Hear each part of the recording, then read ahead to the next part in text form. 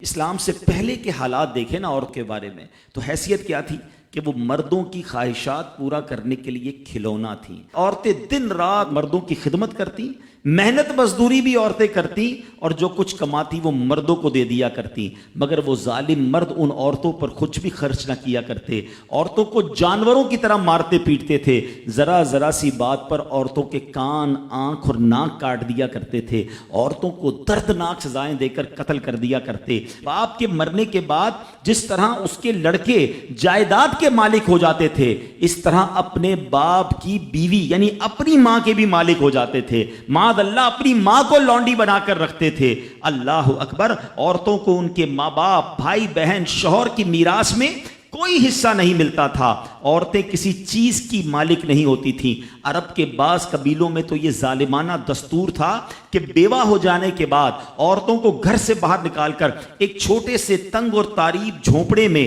1 سال کے لیے قید رکھا جاتا، کھانے پینے اور تمام ضرورتیں وہ اسی جھونپڑے میں پوری کیا کرتی تھیں۔ بہت سی عورتیں گھٹ گھٹ کر مر جاتی، جو زندہ رہ جاتی تو 1 سال بعد ان کے دامن میں اونٹ کی مینگنیاں ڈالی جاتی اور ان کو فورس کیا جاتا کہ کسی جانور کے بدن سے اپنے بدن کو رگڑیں، پھر اسی گندی حالت میں پورے شہر کا چکر لگایا جاتا تھا اور گویا یہ اعلان ہوتا تھا کہ اس عورت کی اب عدت ختم ہو گئی ہے۔ اللہ اکبر، ایسی ایسی رسمیں تھیں، ایسے رواج تھے، عورتیں بلبلاتی، روتی، تڑپتی، مگر ان عورتوں کے زخموں پر کوئی مرہم رکھنے والا نہیں تھا، کوئی فریاد سننے والا نہیں تھا۔ اللہ اکبر، 12 ربیع الاول کی صبح صادق کے وقت کائنات میں ایک ایسا نور جلوہ گر ہوا، ایک ایسی شخصیت آئی جہاں جس نے جہالت کے اندھیروں کو ختم کیا، وہاں ساری دنیا کی عورتوں کے لیے ایک ایسے دکھ کا مداوا بن کر آئے۔ نبی پاک علیہ الصلوۃ والسلام ایسے احکامات لے کر آئے، اتنی پیاری شریعت اور مذہب لے کر آئے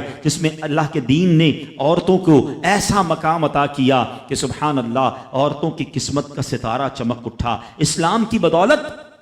ظالم مردوں کے ظلم و ستم سے کچلی اور روندی ہوئی عورتوں کا درجہ اس قدر بلند ہوا کہ عورت معاملات زندگی اور موت کے ہر مرحلے پر عورت کو باوقار